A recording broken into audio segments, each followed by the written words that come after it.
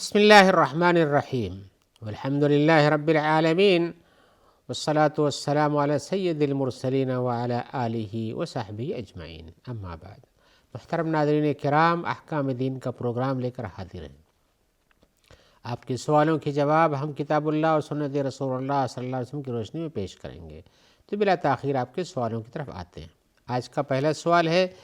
کہ جب ملک الموت ایک ہیں اور مرنے والے لوگوں کی تعداد بہت زیادہ ہوتی دنیا میں، ایک ہی وقت میں کتنے سارے لوگ مرتے ہیں، تو ایک ملک الموت ان سب کی روح ایک ہی وقت میں کیسے نکال پاتے ہیں؟ سوال تو اپنی جگہ پر بجا ہے آپ کا، اور یہ بات سمجھ میں نہیں آ پاتی ہے، لیکن پہلے ایک چیز کا تصور کرنا چاہیے کہ ہم اللہ کی دوسری مخلوقات کو اپنے اوپر قیاس نہیں کر سکتے ہیں۔ پہلے یہ ذہن میں رکھیے کہ اللہ کی دوسری مخلوقات کو ہم اپنی طور پر قیاس نہیں کر سکتے ہیں۔ ہم انسانوں کی جتنی کیپیسٹی ہے، جتنا ہمارے پاس طاقت ہے اتنا ہی ہوتی ہے، لیکن اللہ نے دوسری مخلوقات کو اس سے زیادہ بھی دے رکھا ہے۔ اور جیسے نقل و حرکت میں ہم اپنے ذریعے سے کسی جگہ پہنچنے میں اتنی قدرت نہیں رکھتے ہیں جتنا کہ شیطان اور جنوں کے پاس ہے، اور کہ ایک ہی وقت میں کسی بھی جگہ سے منٹ کے اندر، سیکنڈ کے اندر اس چیز کو حاضر کر دیتے ہیں، جیسا کہ تخت بلقیس کے بارے میں آیا ہوا ہے کہ سلیمان کے پاس کیسے کتنی تیزی پہنچا دیا گیا، آپ اس کو قرآن مجید میں دیکھ سکتے ہیں۔ تو ہم اپنے آپ کو کسی دوسرے پر کیوں قیاس کریں؟ چھوڑیے اس کو، شیطان کی مثال چھوڑیے، فرشتوں کی مثال ہم دے دیں تو فرشتوں پر ہم اپنے آپ کو کیسے قیاس کر سکتے ہیں اپنے وقت کے ساتھ، کہ ہم اتنے وقت میں نہیں کر پاتے ہیں تو وہ بھی نہیں کر پاتے ہیں۔ ایک جواب تو یہ ہوا۔ دوسرے جواب یہ ہے کہ ملک الموت اکیلے نہیں، ان کے ساتھ ان کی پوری جماعت اور فوج بھی رہتی ہے جو یہ کام کرتے ہیں۔ تو جب یہ سب کام کرتے ہیں تو صرف روح نکالنا ہے ان کا کام، ایسا نہیں کہ یہاں پہنچو کھینچو ایسا کرو، بلکہ تو سب تیار رکھتے ہیں، خالی ان کو اپنا موت ہی دینا رہتا ہے۔ تو قرآن مجید سے ہم اس کی دلیل دیتے ہیں۔ قرآن مجید میں آیا حتی اذا جاء احدکم الموت توفته رسولنا وهم لا يفرطون۔ قرآن مجید میں ہے کہ یہاں تک کہ جب تم میں سے کسی کے پاس موت آتی ہے، توفته رسولنا، تو ہمارے رسول لوگ، ہماری طرف سے بھیجے اور فرستادہ لوگ اس کو وفات دیتے ہیں، وهم لا يفرطون، اور وہ کسی چیز میں کمی نہیں کرتے ہیں۔ تو یہ رسولنا جو ہیں یہ کون سے ہیں؟ یہ ملک الموت کے ساتھی اور ان کے ساتھ کام کرنے والوں کی فوج اور ان کی پارٹی ہے۔ اسی لیے ملک الموت صرف روح قبض کرتے ہیں، اس ملک الموت روح قبض کرنے کی حد تک پہنچانے والے ان کے ساتھی ہوتے ہیں، اور اللہ تبارک و تعالیٰ پھر روز کو وہاں سے الگ کرنے کا آرڈر دیتا ہے، وہ الگ ہو جاتی ہے۔ تو ایسی صورت میں آیت کے اندر اور حدیثوں کے اندر جو کہ ملک الموت روح قبض کرتے ہیں، اور اس آیت کے درمیان جس میں توفت ہو رسولنا، ہمارے فرشتادہ لوگ اس کی روح کو قبض کرتے ہیں، یعنی اس کو موت دیتے ہیں، ان کا یہی ہے کہ ملک الموت کے ساتھ ان کے اعوان و انصار بھی پائے جاتے ہیں۔ تو اگر یہ ہے تو پھر ہم کو اس کا اشکال کیا ہے کہ اتنے سارے ہوں گے جو تیار تو خالی، اور پھر میں نے بتایا کہ فرشتوں کی طاقت، ان کا استدراک، ان کا ادراک کتنا قوی تیز ہوگا ہم نہیں جانتے ہیں، لہذا ہم ان پر اپنے آپ کو قیاس کر کے سوچتے ہیں تو ہم کو غلط لگتا ہے، لیکن ایسا نہیں، ہمیں اپنے اوپر قیاس نہیں کرنا چاہیے۔ آئیے ایک اور سوال کی طرف آتے ہیں۔ سوال میں ہمارے بھائی پوچھ رہے ہیں کہ مکہ جانے کی اگر کوئی سوچتا ہے کسی کام کی خاطر، یا مکہ ہی میں جا کر کے رہ جانا چاہتا ہے، مکہ کا نہیں ہے لیکن وہاں جا کے اس کو اقامہ مل جائے گا مثال کے طور پر، تو کیا اس کے لیے ضروری ہے کہ وہ احرام باندھ کر وہاں جائے،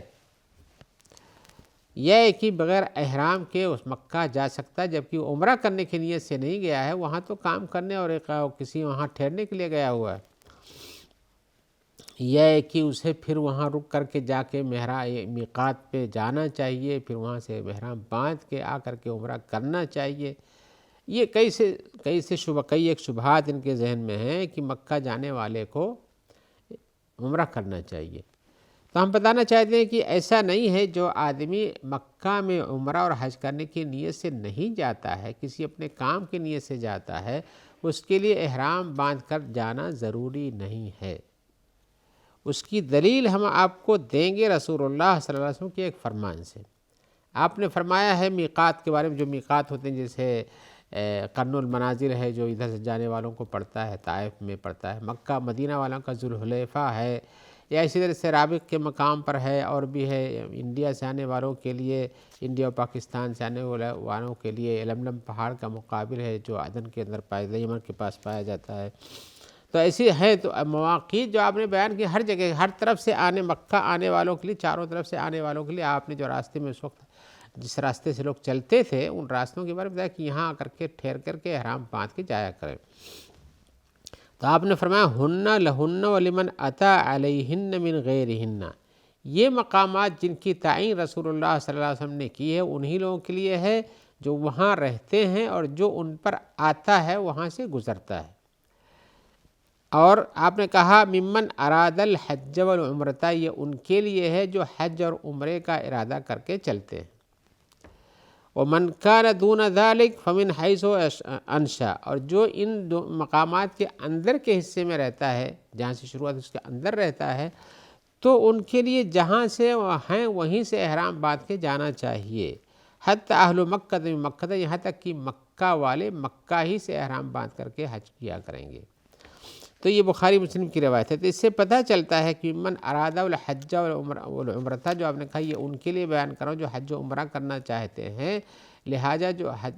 جو حج و عمرہ کی نیت سے ان سے تجاوز کرتا ہے، ان سے گزرتا ہے، اسے احرام باندھ کر کے وہاں سے احرام باندھ کر آنا چاہیے۔ لیکن جس کی نیت یہ نہیں ہے اس کے لیے شرط نہیں ہے، لہذا اسے احرام باندھنے کی ضرورت نہیں ہے۔ تو اسے احرام، جیسے اور سے بہت سے لوگ ہوتے بھی ہیں جن کو آپ کہیں گے تو کتنی بار احرام باندھیں، جیسے کوئی آدمی گاڑی کی ڈرائیورنگ کرتا ہے، لوگوں کو لاتا ہے، لے جاتا ہے، پہنچاتا ہے، پھر لاتا ہے، وہ حرم کے باہر جاتا ہے، حدود حرم سے باہر جاتا ہے، میقات سے باہر جاتا ہے، پھر میقات کے اندر آتا ہے، پھر چھوڑ کے پھر جاتا ہے۔ تو جن لوگوں کو کا ارادہ یہ نہیں حج و عمرہ کے لیے اندر آتے جاتے ہیں ان کے لیے نہیں، لیکن جو لوگ اس میقات کے اندر آتے ہیں جو عمرہ کے ارادے سے، ان کے لیے احرام ہے۔ لہذا ایسے آدمی کے لیے جو حج و عمرہ کے ارادے سے نہ آیا ہو اس کے لیے یہ چیز شرط نہیں بنتی ہے، لہذا میقات کے اندر ہو یا باہر ہو، اگر اس کا ارادہ نہیں ہے تو اسے احرام باندھنے کی ضرورت نہیں ہے۔ آگے کا سوال ہے، پوچھتے ہیں کہ اگر ہم کسی انسان کو اچھائی کی طرف بلانا چاہتے ہیں، اسلامی دعوت سے روشناس کرانا چاہتے ہیں، تو ہم کس طرح سے اس سے بات کریں؟ یعنی اس کے ساتھ ہمارا اسلوب کیا ہونا چاہیے، شاید ان کا ہی مقصد ہے کس طرح سے بات کریں، کہ اسلوب کیا ہونا چاہیے، پہلے کیا بتانا چاہیے، کیا طریقہ اختیار کرنا چاہیے۔ تو ہم اس مختصر سے سوال کا جواب یہ دینا چاہیں گے، بھائی جو آدمی کسی انسان کو کار خیر کی طرف بلانا چاہتا ہے، اللہ کے دین کی طرف دعوت دینا چاہتے تو اسے جیسا کہ ادع الی سبیل ربک بالحکمت والموعظۃ الحسنۃ وجادلھم باللتی ہی احسن کی آیت کو یاد رکھنا چاہیے، جس میں کہا گیا ہے کہ اللہ کے راستے کی طرف بلاؤ حکمت کے ساتھ، سمجھداری اور دانائی کے ساتھ، والموعظۃ الحسنۃ، اور اچھی وعظ و نصیحت کے ساتھ، وجادلھم باللتی ہی احسن، اور ان سے جب بات کرو تو جھگڑے پہ نہیں اتر جاؤ، جو کوئی اعتراض ہوتا ہے، ان کو کوئی اشکال ہوتا ہے، وہ کسی چیز پہ آپ سے بحث کرنا چاہتے ہیں تو آپ ان کو سکون کے ساتھ، نرم دلی کے ساتھ جواب دیا کرو۔ لہذا دعوت و تبلیغ یا کسی کو اچھائی کی طرف بلانے یا کسی انسان کی غلطی پر سدھارنے کا طریقہ یہ نہیں ہے کہ آپ ڈانٹ پھٹکار سے کام لیں، بلکہ یہ ہے کہ اس کے سامنے آپ حکمت و دانائی سے کام لیتے ہوئے اس کام سے روکنا چاہیں روکیں۔ کسی کو دین کی طرف بلانا ہے، کسی کو اچھے اخلاق کی طرف بلانا ہے، کسی کی غلطی سے روکنا ہے، تو آپ کو حکمت کے ساتھ کام کرنا چاہیے اور اچھے الفاظ میں اس کے سامنے نصیحت کو پیش کرنا چاہیے۔ جیسے اللہ کا فرمان ہے جس پہ آپ ایمان رکھتے ہو، جو ایسا کرتے ہو، جو ہر چیز کا مالک و خالق ہے، آپ کی دنیا و آخرت کے بارے میں جانتا ہے، رسول کا فرمان بھی اسی طرح سے آپ پیش کیجئے اور اس کے ساتھ ساتھ اچھی باتیں بتائیے، پھر اس کو سوچیے کہ آپ یہ کام کرتے ہو وہ صحیح نہیں ہے، یا کہ آپ جس کام پہ باقی چھوڑ کے اس پہ آ سکتے ہو یہ دین اچھا ہے۔ وجادلھم باللتی ہی احسن، اور اگر وہ آپ سے بحث کرنے پہ اتر جاتا ہے کہ نہیں ہم جو کرتے ہیں وہی صحیح ہے اور یہ فلاں صاحب کرتے تھے اور یہ فلاں صاحب کا کام ہے، تو آپ اس کو وہاں پر اچھے انداز سے اس کام کو روکنے کی کوشش کیجیے۔ اور اس سلسلے میں ایک بات اور بھی ہونا چاہیے، ایسے کسی کے پاس کئی ساری غلطیاں دیکھ رہے ہیں آپ، تو پھر آپ کو کیا کرنا چاہیے؟ جیسے مان لیجئے کوئی آدمی مشرک ہے، کوئی آدمی کافر ہے، اس کو بھی آپ کو دعوت تبلیغ کرنا ہے، کوئی آدمی جو کئی گناہوں کو کرتا ہے اس کو بھی آپ کو سمجھانا، سدھار پہ لانا ہے، تو پھر اس میں کیا کرنا چاہیے؟ اہم جو کام ہے سب سے پہلے اس کی طرف توجہ دینا چاہیے، جو زیادہ مہلک ہے، جو زیادہ نقصان دہ ہے اس سے روکنے کی کوشش کرنا چاہیے، یا ثواب میں جو کام سب سے اہمیت کا مالک ہے اس کی طرف پہلے بلانا چاہیے۔ اس کی دلیل کیا ہے کہ رسول اللہ صلی اللہ علیہ وسلم نے حضرت معاذ کو جب وہ یمن میں اپنی طرف سے مبلغ اور داعی بنا کر بھیجا تو آپ نے فرمایا لیکن اول ما تدعوہم الیہ شہادت اللہ الہ الا اللہ و شہادت ان محمد رسول اللہ، سب سے پہلے تمہیں جس چیز طرف لوگوں کو بلانا ہے، ان کے کفر و شرک سے ہٹانا ہے، یہ کہو کہ اللہ لا الہ الا اللہ اور محمد الرسول اللہ کی طرف گواہی دلاؤ ان سے۔ دوسرے فَإِنْ هُمْ أَجَابُوا لِذَلِكَ، اگر وہ اس بات کو قبول کر لیتے ہیں کہ ہاں ٹھیک اللہ کے علاوہ اور کوئی معبود برحق نہیں ہے اور محمد صلی اللہ علیہ وسلم اللہ کے رسول ہیں، تو کیا کریں؟ فَعْلَمْ أَنَّ اللَّهَ افْتَرَضَ عَلَيْهِمْ 5 صَلَوَاتٍ فِي كُلِّ يَوْمٍ وَلَيْلَةٍ، اس کے بعد بتاؤ کہ اللہ تعالیٰ جس پر آپ ایمان لائے، رسول جس کی شریعت کو آپ نے قبول کیا، تو اللہ تعالیٰ نے ہر دن میں 5 وقت کی نماز فرض کی ہے، یہ بھی بتاؤ۔ پہلے ایمان سب سے اہم تھا، پھر نماز، اور اس کے نماز اہم تھی، یہ بھی بتاؤ۔ فَإِنْ أَجَابُوا لِذَلِكَ، اگر اس کو بھی قبول کر لیتے ہیں، اس کو بھی مان لیتے ہیں، فَاعْلَمُوا أَنَّ اللَّهَ افْتَرَضَ عَلَيْهِمْ صَدَقَةً تُؤْخَذُ مِنْ أَغْنِيَائِهِمْ فَتُرَدُّ عَلَىٰ فُقَرَائِهِمْ، اس کے بعد بتاؤ کہ یہ نماز بھی مان گئے تو کہو کہ اللہ تعالیٰ نے تمہارے مالوں پر ایک صدقہ یعنی زکوٰۃ واجب کی ہے جو تم سے لی جائے گی اور غریبوں میں تقسیم کر دی جائے گی۔ تو آپ نے یہاں ترتیب بتائی کہ پہلے یہ کہو، اگر وہ مانتے تو اس کے بعد یہ کہو، اگر وہ مان جاتے تو اس کے بعد یہ کہو۔ تو اس طرح سے آپ نے سب سے اہم جو کام تھا اس کو بتایا، اس کے بعد دوسرے درجے کو، اس کے بعد تیسرے درجے کو بتایا۔ تو آپ کو دعوت و تبلیغ میں اس چیز کا دھیان رکھنا چاہیے، ایسے ہی بتانا چاہیے، اور جس کے ساتھ ساتھ مناسب وقت اور مناسب الفاظ کا بھی استعمال کرنا چاہیے۔ مناسب وقت ہے، کوئی آدمی بہت بزی کسی کام میں اور آپ اس کو پکڑ کے کہیں نہیں تم یہ سنو، اس کے پاس وقت نہیں ہے، یا کہ وہ کسی گناہ میں لگا ہوا اور وہاں آپ اس کو ڈانٹنا شروع کر دیں، سمجھانا شروع کر دیں۔ آپ دیکھیے جو مناسب وقت جس میں اس بات کو تسلیم کرے گا، تھوڑا وہ سکون میں ہے، آپ کی بات سننے کو تیار ہے، تب تو کہیے، اور آپ کی بات ہی نہیں سننا چاہے تو آپ کے کہنے سے کیا فائدہ ہوگا؟ لہذا وقت کا مناسب وقت دیکھنا چاہیے اور مناسب الفاظ بھی استعمال کرنا چاہیے۔ لہذا گفتگو میں مناسب الفاظ، وقت میں مناسب وقت، اور اسی طرح سے اس کو صحیح ڈھنگ سے کوئی راستہ نکال کے کہنا چاہیے۔ جیسے مثال کے طور آپ اس کی دعوت کر لیں، اس کو بلائیں، بیٹھائیں، بات چیت کریں، دل آپ کا ملا رہے، اس کو کوئی بات سمجھائیے، یا کبھی آپ کو بلاتا ہے، آپ کے ساتھ خوش ہے تو آپ اس کے ساتھ بیٹھیے، اس کے بعد باتیں کیجیے، اس کے بعد اس کو سمجھائیے کہ بھائی یہ کام غلط ہے، ایسا کرو، ہمیں یہ مناسب نہیں لگتا، آپ کی طرف سے بھی اچھا نہیں ہے۔ تو یہ حقیقت میں دعوت و تبلیغ میں جو اصول ہے، ادعو الی ربک بالحکمت والموعظۃ الحسنۃ وجادلھم باللتی ہی احسن، حکمت اور موعظت حسنہ اور اچھے طرح سے جدال یعنی بحث کرنے کا راستہ اختیار کرنا چاہیے۔ جھگڑے جھنجٹ سے کوئی کام نہیں بنتا۔ آئیے ایک اور حدیث میں آ رہے ہیں جس کے بارے میں پوچھ رہے ہیں کہ جس حدیث میں یہ آیا ہوا ہے من کان آخر کلامہ لا الہ الا اللہ دخل الجنہ، کہ جس کی آخری بات مرنے سے پہلے لا الہ الا اللہ اشہد ان لا الہ الا اللہ وحدہ لا شریک لہ محمد رسول اللہ کہتا ہے، دخل الجنہ، تو جنت میں چلا جائے گا۔ تو کہہ رہے ہیں کہ کیا اس کی بنیاد پر کسی کو اگر ہم دیکھیں کہ مرنے سے پہلے گنہگار تھا بہت اور زندگی میں اچھا کام نہیں کرتا، مرنے کے وقت میں وہ اشہد ان لا الہ الا اللہ کہہ کر کے مرتا ہے، تو کیا وہ جنتی ہوگا؟ اور اس حدیث کی شہرت چونکہ بہت ہے، تو چونکہ اس بنیاد پہ کہتے ہیں کہ وہ جنتی ہوگا، تو کئی یقین سے کہنا ضرور ممکن ہے کہ وہ جنتی ہو جائے گا۔ تو ہم اس پہ جواب میں کہیں گے کہ بھئی دیکھیے، کسی بھی انسان کے لیے چاہے وہ اچھا زندگی بھر کام کرتا رہتا ہو اور اس کے بعد مرتے وقت بھی اشہد ان لا الہ الا اللہ کہتا ہو، جیسے آپ کو نظر آتا ہے، اس پر آپ کہیں کہ یہ جنتی ہے، یہ کہنا آپ کے لیے حق میں درست نہیں ہے، اس لیے کہ جنتی اور جہنمی کا ہونے کا کوئی فیصلہ انسان کے لیے دنیا میں کر سکتا ہے تو وہ اللہ کے رسول صلی اللہ علیہ وسلم تھے، جنہوں نے کہا کہ آپ کو میں جنت کی بشارت دیتا ہوں، یا کہ فلاں آدمی جنتی ہے، لیکن اس کے بعد کسی انسان کے لیے مناسب نہیں کسی کے بارے میں جنت و جہنم کا فیصلہ کرے، اس لیے جنت و جہنم کا فیصلہ تو اللہ کے ہاتھ میں ہے، یا اللہ تعالیٰ جس کے بارے میں بتا دیں کہ یہ جنتی ہوگا اور رسول بتا دیں کہ وہ جنتی ہے،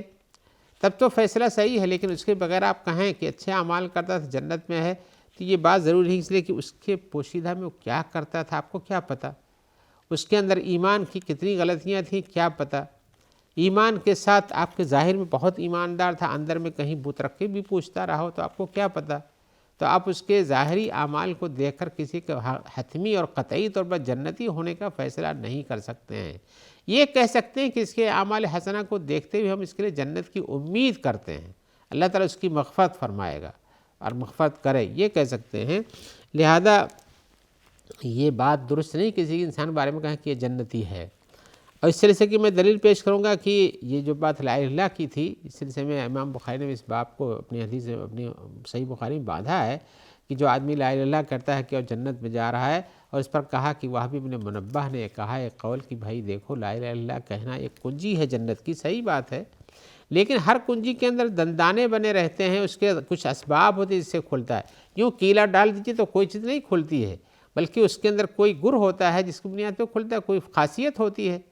تو وہ خاصیت کیا ہے؟ وہ اعمال کی خاصیت ہے۔ اب وہ اعمال بھی ساتھ میں چاہیے جس کی بنیاد پر وہ کنجی کام میں آتی ہے، ورنہ اگر آدمی اطاعت نہ کرے اور لا الہ الا اللہ پڑھ دے اور سوچے کہ ہم جنتی ہو جائیں گے تو ایسا نہیں ہوتا، بلکہ لا الہ الا اللہ کے مقاصد کو بھی پورا کرنا چاہیے، ایسے جنتی ہونے کا فیصلہ نہیں کیا جا سکتا ہے۔ تو جب اس کے لیے لا الہ الا اللہ اگر مان لیجیے حدیث میں آیا ہے کہ جس نے لا الہ الا اللہ کو جنت میں جائے گا، تو جنت میں کب جائے گا یہ بھی پتہ نہیں، اور اگر اس کا ایمان صحیح تھا تو جنت میں جائے گا۔ ہم بھی کہتے ہیں اس کو اس لیے کہ رسول اللہ صلی اللہ علیہ وسلم کی حدیثوں سے پتہ چلتا ہے کہ اللہ تعالیٰ لوگوں کو جنت میں پہنچانے کے بعد کہیں گے کہ دیکھو جنت میں اگر کوئی ایسا ہے جس کے پاس لا الہ الا اللہ کہا اس کو نکالو وہاں سے، تو لوگ نکالیں گے، اور اسی طرح سے پھر کہیں گے کہ جس کے پاس اگر ایک درہم کے بارے میں ایمان ہے اس کو بھی نکالو، اس کو بھی نکالیں، پھر آدھے درہم کے بارے میں ایمان ہے کسی کے دل میں تو اس کو بھی نکالو، اس کو بھی نکال دیں، پھر کہ اگر ذرہ کے برابر ایمان اس کو بھی نکال دو، اس کو بھی نکال کے جنت میں پہنچا لیں گے لوگ۔ بہت سے لوگوں کے رشتہ داروں کا اقارب ہوں گے ہی، تو لیکن اس کے باوجود لوگوں کو جہنم میں جلنا پڑے گا نا، تو جنت میں جانے کا فیصلہ حتمی آپ نہ کیجئے کسی کے، یہ اللہ پر باقی ہے اور اللہ کے رسول صلی اللہ علیہ وسلم کے لیے باقی ہے۔ لہذا جہاں پر حضرت عائشہ نے یا کسی نے کسی بچے کے مرنے پر کہا کہ جنتی، آپ نے ٹوکا، وہاں پر ایسا جنتی کسی کو فیصلہ نہ کیا کرو۔ تو حقیقتاً ہمیں کسی کے بارے میں جنتی یا شہید ہونے کا فیصلہ یہاں نہیں کیا جا سکتا، بلکہ اللہ کے رسول کر سکتے تھے، اور انہوں نے جس کے بارے میں کیا اللہ بتا سکتے ہیں۔ لہذا ہمیں یہ بات یاد رکھنا چاہیے کہ ہم یہ بات نہیں کہہ سکتے ہیں۔ اور اسی سوال اور جواب کے ساتھ ہم آپ سے اجازت چاہتے ہیں، امید رکھتے ہیں کہ انشاءاللہ جلد آپ سے ملاقات ہوگی، آپ کے سوال اور ہماری جانب سے ان کے جواب دیے جائیں گے۔ جب تک کے لیے ہم دعا گو کہ اللہ تعالیٰ آپ کو خیر سے رکھے، اور ہمارے جو بھائی بہن آپ تک اس پروگرام کو پہنچاتے ہیں اللہ تعالیٰ ان کی سب کی مدد فرمائے اور ان کو اپنی عافیت میں رکھے۔ والسلام علیکم ورحمۃ اللہ وبرکاتہ۔